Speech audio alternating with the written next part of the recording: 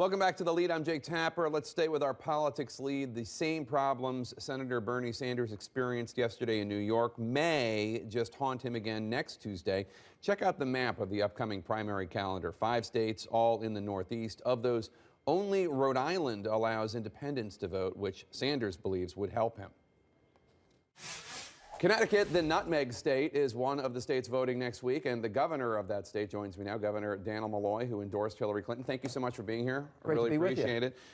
So the Clinton campaign is running a new ad in Connecticut. It focuses on the Sandy Hook tragedy in your state, and it pits Clinton against Sanders on guns. Take a look. My mom was the principal of Sandy Hook School. She was murdered trying to protect the children in her care from a gunman. No one is fighting harder to reform our gun laws than Hillary Clinton. She is the only candidate that has what it takes to take on the gun lobby. Now, that same woman has criticized Bernie Sanders, saying that he owes her and the other Sandy Hook families an apology because he voted for that legislation that shielded the gun industry from lawsuits. Do you agree? Do you think Senator Sanders owes the families of Sandy Hook, your constituents, an apology? Listen, I think he's wrong, or as I have said many times, he's dead wrong on this particular issue. You know, the gun industry is treated differently than every other industry in America, and so we're a big pharmaceutical state, as well as being the place where the Sandy Hook shooting took place. Pharmaceutical industry spends billions of dollars to develop new products to save people's lives. And they're not protected from lawsuits when they make a mistake. But somehow, somebody got it in their head, the NRA and the gun industry, that they should be protected. It makes no sense. It's a gigantic mistake. I think that the senator's had a hard time explaining his position consistently. Whether he decides to apologize to a family like that is up to him.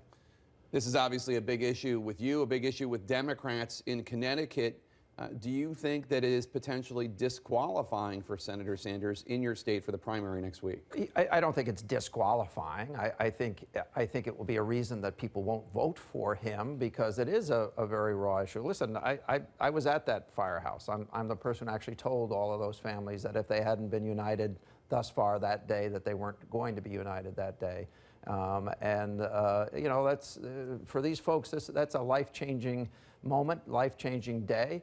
And what they really have risen up to do is say, how do we make people safer? Well, we make people safer by changing our attitude about guns, which has been represented by the senator and others, and the NRA most particularly. Well, he says he has a D minus or something from the NRA aggregate. They supported him in his 1990 election. So let's talk about gun laws. You signed sweeping gun restriction legislation in 2013. Can you point to something that passed there that might have prevented Sandy Hook? Yeah, I think there's lots of things. There's things with respect to the proper storage of weapons that was in that would have required the mom to have locked them up. Yeah, I mean, you know, quite clearly would have required. Now, whether she complied or not, I can't tell. But the law was not clear about the proper storage. And here we're talking about a situation where there's a disturbed individual in the house, and no one is saying that you have a legal obligation to keep that gun out of the hands of a disturbed person. So that's in the statute.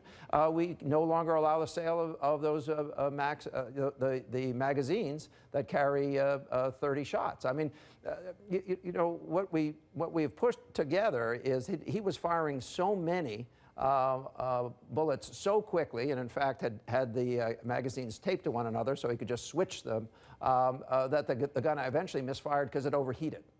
That's how deadly those weapons are. And we don't allow for the sale of those weapons, and we don't allow for the sale of those magazines. Yes, we've made people safer. When you look at the trajectory, the path of this murderer, this emotionally disturbed individual, it seems like there are a number of places where laws could have changed something. You just mentioned requiring the mother to lock up the guns. Another one might have been once experts said he needs to be diagnosed and he needs to be treated, and the mother said no, allowing the medical community to overrule her. Is that something you've ever thought about? Yeah, it's a difficult situation, and eventually he turned old enough to deny treatment in his own right. I think, you know, I don't know what to say about that.